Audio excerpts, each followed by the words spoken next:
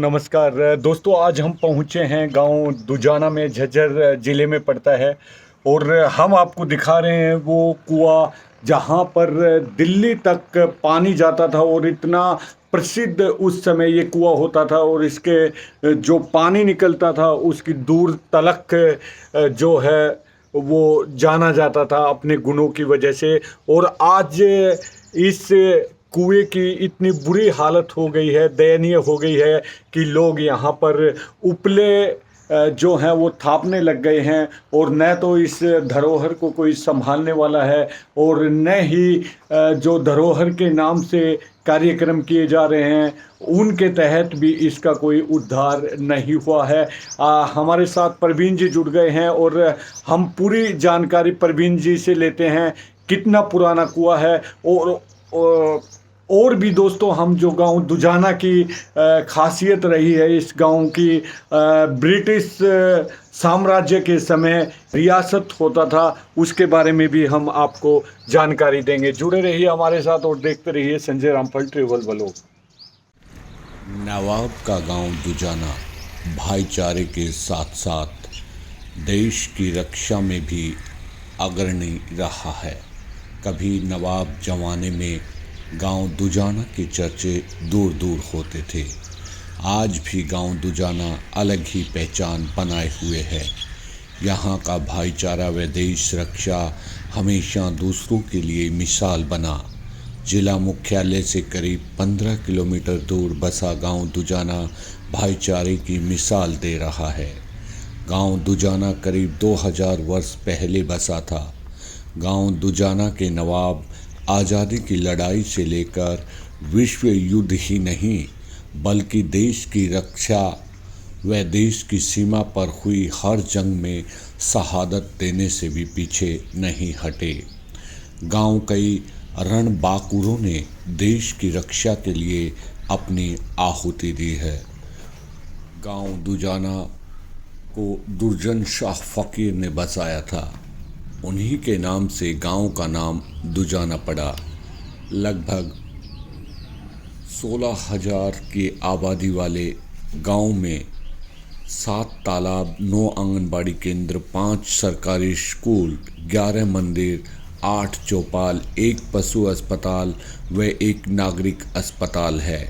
गांव के लोगों का मुख्य व्यवसाय कृषि एवं पशुपालन है। गांव के सभी लोग आपस में मिलजुल कर रहते हैं। गांव के चारों दरवाजों पर लगी तोप थी पहचान। गांव के चारों तरफ 4 दरवाजे होते थे और चारों दरवाजों पर रियासत होता था, उसके बारे में भी हम आपको जानकारी देंगे। जुड़े रहिए हमारे साथ और देखते रहिए संजय रामफल ट्रेवल। वर्तमान में 2 तोप मानसरोवर पार्क रोहतक में रखी हुई हैं। उन तोपों पर आज भी दुजाना स्टेट की मोहर लगी है। आपको ये भी बता दें कि गांव में 7 तालाब हैं। एक तालाब तो नवाब की कोठी में स्थित है, जो वर्तमान में रानी के तालाब से नाम से जाना जाता है। गांव के सभी लोग मिलजुल कर रहते हुए नवाब के समय में भी यहाँ मिलजुल कर ही रहते थे। काफ़ी समय पहले गांव के अंडरग्राउंड नालियाँ बनी हुई थी। इन नालियों के निशान 1995 की बाढ़ में समाप्त हुए। गांव की लाल मस्जिद व नवाब की कोठी को सरकार ने अपने अधीन करके इन्हें धरोहर के रूप में सुधार करने की तैयारी में है। नवाब के समय से ही गांव में नवाब के बाग कुएं होते थे। एक कुएं का पानी तो इतना मीठा व ठंडा था कि आसपास के लोग पानी लेने के लिए गांव में आते थे। सन 1929 में भी गांव में आँखों के ऑपरेशन होते थे और सन 1929 में ही 10वीं कक्षा तक सरकारी स्कूल था। गांव में सुनील दुजानिया, दीपक कपूर जैसे कलाकार भी रहे हैं। ग्रामीणों के अनुसार जिस समय दिल्ली में तेल के दिए जलाकर काम चलाते थे, उस समय गांव में जनरेटर की सहायता से बिजली चालू होती थी। गांव दुजाना में हिंदी फिल्म तुर्रम खां जैसी कई फिल्मों की शूटिंग भी हो चुकी है।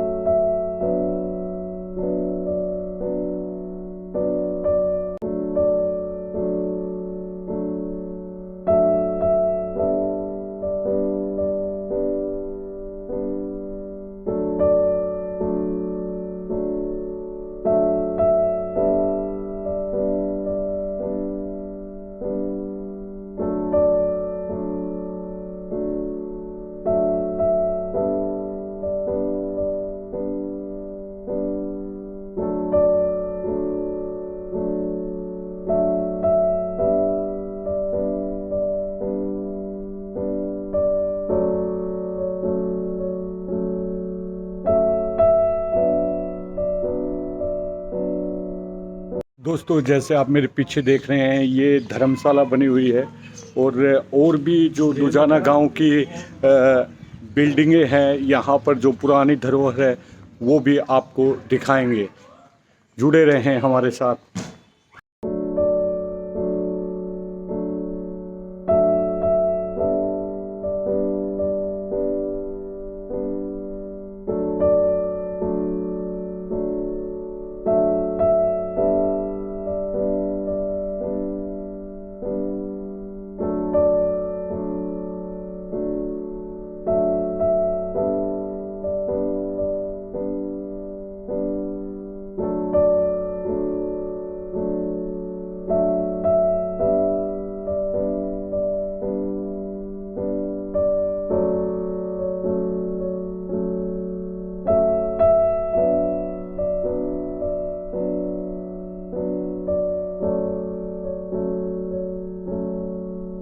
दोस्तों, आपको बता दें कि जो गांव दुजाना में ये जो पुरानी कोठी है, ये किसी टाइम में यहाँ पर नवाब रहते थे।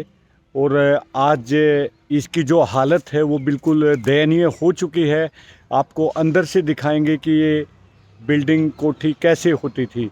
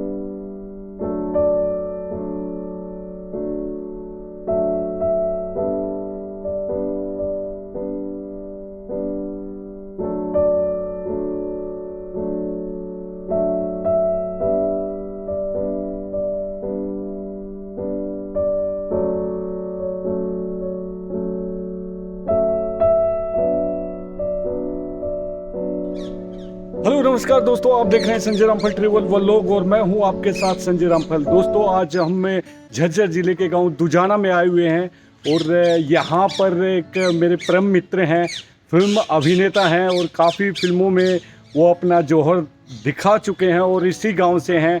वो आज हमें जानकारी देंगे कि जो पीछे आप मेरे बिल्डिंग देख रहे हैं, जो कोठी थी महल नुमा, ये जिस समय होता था उसके बारे में दीपक कपूर जी हमें जानकारी देंगे। तो आइए आपको मुखातिब करवाते हैं, रूबरू करवाते हैं गांव दुजाना के फिल्म अभिनेता दीपक कपूर जी से। जी नमस्कार।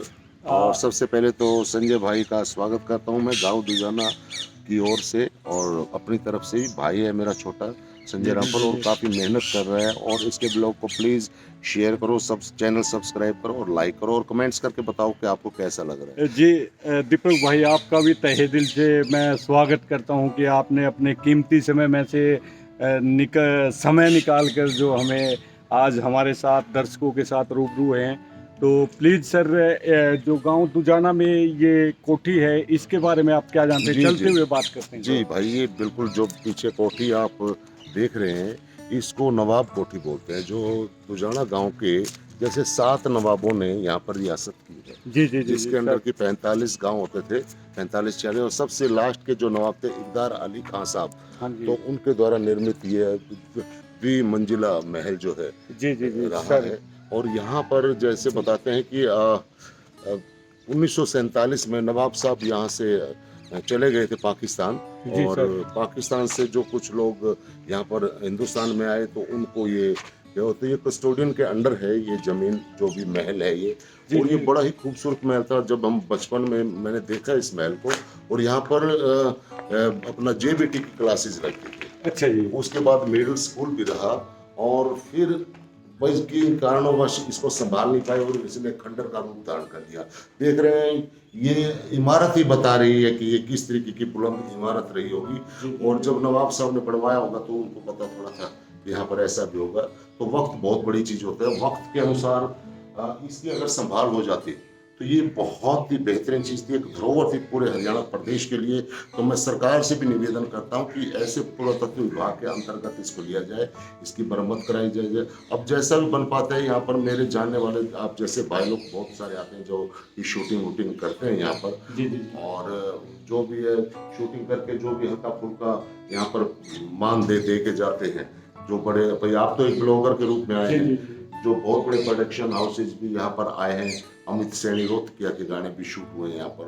तो जो भी अनुदानित राशि देके जाते हैं वो भाई यहाँ पर स्कूल में भी, या फिर जैसे टूट-फूट इसकी हल्की फुल्की सफाई होती है उसमें यूज कर लिया जाता है इसको। और वैसे ये खंडर है तो इसको देख कर वही बात याद आती है कि कौन पढ़ेगा नाम हमारा इन जख्मी दीवारों पर, और अपना अपना नाम लिखा है सब आने जाने क्या बात है, क्या बात है। आने जाने वालों ने। तो भाई अब तो ये महल जो है ना, इसकी देख के पता चलता है कि यहाँ पर भाई किस तरीके से क्या सिस्टम रहा होगा उस समय पर, है ना। जी जी जी। और मुझे कलाकार बनाने में इन प्रकार की जो इमारतें संजय भाई, उनका बड़ा योगदान रहा है। क्योंकि मैं बचपन में यहाँ पर आके रिहर्सल और आवाज को जो बनाने का तरीका, गूंज बनती थी बड़ी। तो इसलिए जो मेरी आवाज में बेस का भी कारण है, वो भी इस तरीके के महलों में आवाज लगा के अपनी आवाज वापस सुनना। इको माइक वगैरह तो कुछ होते उस टाइम नहीं होते थे। तो यहाँ पर काफी अच्छा रहा है और बहुत पॉजिटिविटी भी है, खंडर होने के बाद भी पॉजिटिविटी। गांव दुजाना में सर आपका बचपन बीता है, और यहाँ पर खास चीजें क्या क्या रही हैं सर? यहाँ पर जैसे एक तो ये नवाब साहब का महल है, और लाल मस्जिद है, एक कारी जी की मस्जिद है, और 5 पीर हैं यहाँ पर दुजाना के 5 कोनों पे। हाँ। और बाकी यहाँ का जो बाजार है वो भी 300-400 साल पुराना बाजार है। पहले हाट होते थे, अब वहाँ पर भाई बाजार का आधुनिक रूप ले लिया है ना। और बाकी पुरानी इमारतें भाई उनकी संभाल हो नहीं पाई, इसलिए वो खंडर का रूप धारण कर लिया। सर एक तो आज दुजाना में मेरे 2 काम हो गए। एक तो जो कोठियां हैं, जो रियासत हैं, उसके बारे में जानना था। और आज सबसे बड़ी खुशी की ये बात है कि काफ़ी समय के बाद मैं आपसे मिला हूँ। तो मैं शायद लास्ट टाइम हमने छोरियां छोरों से कम नहीं होती, और उसके बाद वेलापंथी, हाँ वेलापंथी की शूटिंग पे हम मिले थे। तो आपके काफ़ी प्रोजेक्ट आए हैं, तो थोड़ा सा आज इस व्लॉग के जरिए ही हमारे दर्शकों को भी बता दें कितने प्रोजेक्ट आपने किए हैं नहीं, सर? मैं दरअसल क्या है कि बहुत सारे प्रोजेक्ट मेरे ऑन द वे हैं, मतलब कि रास्ते में हैं। मीन्स रास्ते में क्या, उनका शूट हो चुका, कुछ एडिटिंग टेबल पर हैं, कुछ प्रोजेक्ट जैसे MX प्लेयर पे मेरी एक सीरीज आ रही है रंग दे मोहे तू करके, राहुल दहिया जी के डायरेक्शन में RDTM टीम के साथ मैंने काम किया है, तो उसको लगभग 8-9 महीने हो गए हैं। और इसके साथ साथ अभी मेरा एक अमेजोन प्राइम पे आ रहा है सीरीज लाखोट शहर, और वो नवदीप सिंह के साथ किया है मैंने ऑफ रोड प्रोडक्शन के अंतर्गत। तो उदयपुर पूना में शूटिंग रही, मुंबई में रही। तो अभी मैं पिछले 1 महीने से अपने गांव में हूँ, यहाँ पर चुटपुट शूट जो भी हरियाणा प्रदेश में मैं कर रहा हूँ। लेकिन बड़े प्रोजेक्ट काफ़ी आने वाले हैं, जो कि एक मतलब मेरे जीवन का ये समझिए कि एक अहम समय हिस्सा है। शुरू हो चुका है, जिसके वजह से आर पार की लड़ाई है। उसके बाद फिर या तो भाई अपना अड़े हरियाणा में खा कमा लिया, या फिर देखते हैं। जी जी। इनका कहना है कि इनका एक बड़ा प्रोजेक्ट है और वो आने वाला है, तो मैं दर्शकों से भी अपील करना चाहूँगा, भगवान से दुआ करें कि इनका वो प्रोजेक्ट इतना धूम मचाए कि इनको फिर पीछे मुड़कर देखने की ज़रूरत ना हो। और इससे पहले भी आपने सुल्तान जैसी फिल्म में भी मैंने एंकरिंग और छलांग, छोरिया छोरों से कम नहीं होती, वेलापंथी, मलाल और पंजाबी फिल्म सैल्यूट में भी काम किया है। और बहुत सारे प्रोजेक्ट चलते रहते हैं संजय भाई। अब तो सारा जीवन ही इस अभिनय क्षेत्र को दिया है, मतलब तो बस इसी से ही अपना बढ़िया टाइम पास हो रहा है। क्या क्या बात है सर। सबसे पहले तो आपको आने वाले जो अग्रिम प्रोजेक्ट हैं आपके, उनके लिए ढेरों बधाइयाँ। बहुत बहुत धन्यवाद, और आपकी शुभकामनाएं से मतलब भाई जरूर कुछ ना कुछ होगा। खूब तरक्की करें आप, खूब नाम रोशन करें हरियाणा का, पूरे भारत में, हिंदुस्तान में, ऐसी हमारी दुआएं हैं। और एक छोटी सी मैं विनम्र अपील करूंगा, जो आजकल के युवा हैं, आप उनको क्या संदेश देना चाहेंगे? मैं तो एक संदेश, आजकल के युवा के जो है ना नैतिक मूल्य घटते जा रहे हैं, नैतिकता घटती जा रही है। आज जो मतलब है ना, सबसे ज्यादा आवश्यकता है तो अच्छे डॉक्टर, अच्छे इंजीनियर की नहीं है। अच्छे डॉक्टर इंजीनियर तो बहुत सारी संस्थाएं दे रही हैं, लेकिन अच्छे इंसान जो है ना, अच्छे बेटे, अच्छे बेटियां, अच्छे दामाद। देखो, जो अच्छा इंसान होगा वो सारे कैरेक्टर उसके अच्छे होंगे। वो जो अच्छा इंसान होगा वो बाप भी अच्छा होगा, बेटा भी अच्छा होगा, किसी का दामाद भी अच्छा होगा, किसी का घरवाला भी अच्छा होगा। और ये सेम चीज़ हमारी मातृशक्ति, हमारी बेटियों बहनों को जाता है। जो अच्छी बेटी होगी वो अच्छी बहू भी होगी, अच्छी बुआ भी होगी, अच्छी मामी भी होगी, फूफी भी होगी। तो क्या है कि नैतिक मूल्य जो घटते जा रहे हैं, एक हमने ईगो बना लिया अपने अंदर। ईगो को बाहर त्याग कर जो हमारी नैतिकता है, जो हमारी सनातन पद्धति है, जो हमारी भारतीय संस्कृति है, उसको अगर हम फॉलो करें, वह विनम्रता और भाव, जो विद्या है वो हमें विनम्र बनाती है। अब विद्या लेते रहे हैं, लेकिन विद्या क्या है, कल्याणकारी ज्ञान नहीं ले रहे। आज ज्ञान तो ले लिया, लेकिन वो ज्ञान लेके अगर हमने एटम बम बना दिया तो उस ज्ञान का फायदा क्या होगा? क्या होगा? बिल्कुल सर। उस ज्ञान का कल्याणकारी ज्ञान हो। जितना भी ज्ञान लिया जाए वो कल्याणकारी ज्ञान हो, जिससे सबका भला हो। सर्वे भवन्तु सुखिनः, सर्वे सन्तु निरामया, सर्वे भद्राणि पश्यन्तु माँ कश्चित् दुःखभाग् भवेत्। भारतीय संस्कृति तो इस प्रकार की संस्कृति है, सबका भला हो। ये वसुधा कुटुम्बकम, पूरी धरती हमारी मतलब क्या है, परिवार है। यहाँ पर रहने वाले जीव जंतु भी हमारा परिवार है। तो सबकी भलाई, सबके लिए अच्छा सोचें, तभी हमारे अंदर अच्छी एक भावना उत्पन्न होगी और नैतिकता भी उत्पन्न होगी। आज इतने क्राइम हो रहे हैं, छोटे छोटे बच्चे जेल हो जाते, बदमाशी में उतर जाते हैं, तमंचा लेते हैं। हालांकि गाने जो बनते हैं वो मनोरंजन के साधन होते हैं, लेकिन उसके बाद भी तमंचा लेके घूमना और इस तरीके, उनके बदमाशा के घर जाके देख लियो भाई, ताले लग रहे हैं। बदमाशी बहुत अच्छी चीज नहीं, अच्छी चीज तो है ही नहीं। जो चीज सादगी, साधारणता, सरलता में, सहजता में है, वो किसी भी चीज में नहीं। ठीक है जी। मेरे को कई लोग कहते हैं भाई साहब एटीट्यूड डेवलप करो, गाड़ी में चलिया करो, भाई नहीं। इस धरती में पड़े हैं, आराम तक पैदल चलते हैं भाई साहब, बसा में चलना है, रोडवेज में चलना है, मोटरसाइकिल पे चलते हैं। हालांकि गाड़ियां हैं, लेकिन नहीं यूज करते भाई, अपना साधारण जीवन, क्या बोलते हैं, simple living and high thing. दोस्तों, जैसे दीपक जी ने बताया कि सादगी भरा जीवन है, उसको आगे लेके चलेंगे तो जीवन में कोई विडंबना, कोई ऐसी स्थिति नहीं आएगी जिससे आपको दुख हो। तो आप कितने दीपक जी की बात पर गौर करते हैं? जरूर गौर करना, और एक दिन बैठ के जरूर एक सेल्फ ऑब्जर्वेशन जरूर किया करो भाई साहब। इस खुद बैठ के सोचा करो कि आज क्या अच्छा किया, क्या बुरा किया। उससे self observation is must for us, मतलब हर एक आदमी के लिए बहुत जरूरी है। जी सर, दीपक जी बहुत तहे दिल से आपका मैं शुक्रिया अदा करता हूँ कि आपने इतनी प्यारी बातें हमारे दर्शकों के साथ की। आपने इतनी प्यारी बात पूछी तो हमने प्यारी बात है। अब कई लोग क्वेश्चन इस तरीके का पुट करते हैं तो मतलब वो कहते हैं ना भाई हरियाणा में तो बोले जवाब उल्टा दे बोले अरे या यो नलका जो है बोले नलके में पानी आवा है बोले और नलके में दूध आया करे नलके तो पानी आपने क्वेश्चन अच्छा पूछा तो उसका आंसर अच्छा ना ठीक है ना सर शुक्रिया सर। हाँ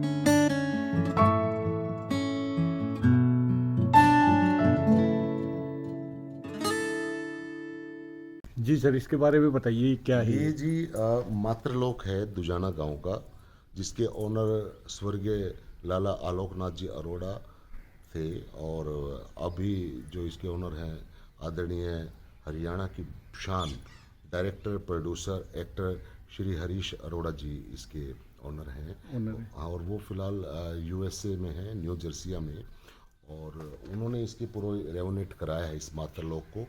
यहाँ पर बहुत सारी शूटिंग्स वगैरह होती रहती हैं समय समय पर अमित सैनी रोहतकिया के भी अजय हुड्डा हरियाणा के जितने बड़े स्टार हैं सबके गाने यहाँ पर शूट हो चुके हैं और वो जो भी यहाँ पर मानदेय होते हैं तो अरोड़ा साहब उसके अंदर और मानदेय इंक्लूड करके गरीब बंदों के जो बेटियों की शादी होती है या कोई भी ज़रूरतमंद होते हैं वो सारा पैसा उसमें दान किया जाता है।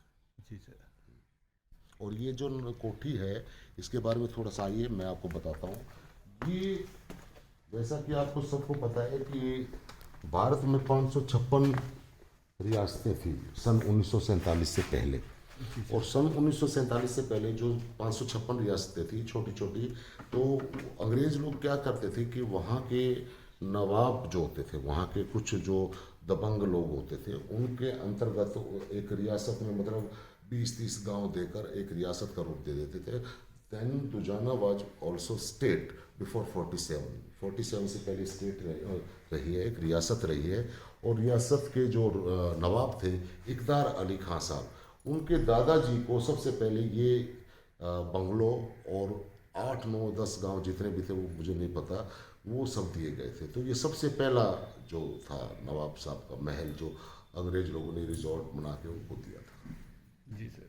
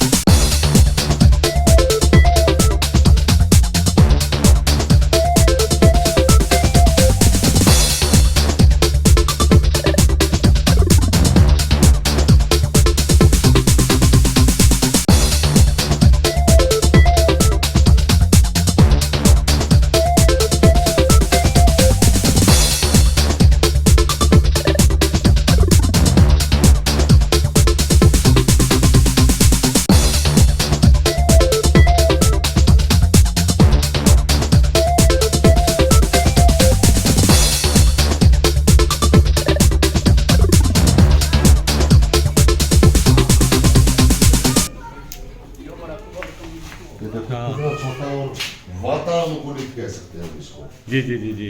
यानी कि सर्दी में तो सर्दी में लगना और गर्मी में गर्मी में लगना। क्या है कि पहले जैसे आजकल 2 रूम से 2BHK जैसे फ्लैट होते हैं, हाँ जी। उस टाइम पे भी आज से यानी कि 100-150 साल पहले भी 2BHK थे। तो किसी का छोटा परिवार होता था तो छोटी हवेली होती थी। ये देखो छोटी सी हवेली डिजाइन कर रखी है। क्या बात है। ये हमारे मास्टर जी आगे जी जो इसके ओनर हैं हमारे। जी जी जी जी। ये देखो किस तरीके से पिलर सारा माहौल बना रखा है। हाँ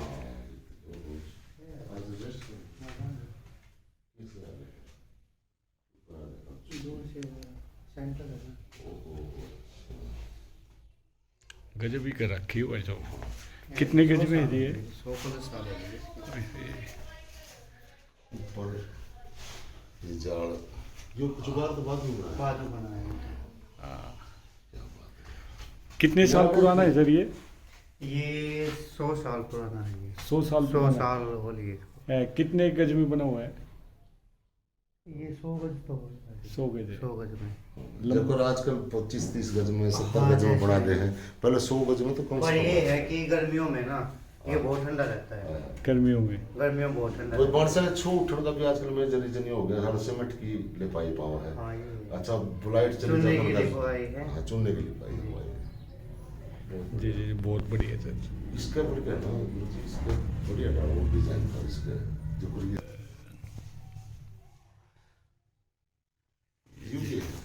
क्या जिन्ना अच्छा जीना, जी जी नहीं। मतलब ये जीना क्या बात। तो उसका क्या बात है। पुराना जिन्ना ना। ठीक है, मिलते हैं दोस्तों एक अगली ब्लॉग के साथ। तब तक आप देखते रहिए संशीराम पर ट्रेवल ब्लॉग। और अगर आपने हमारे चैनल को लाइक नहीं किया है, सब्सक्राइब नहीं किया है, तो प्लीज़ अगली वीडियो देखने के लिए ये काम जरूर करें। जय हिंद, जय भारत।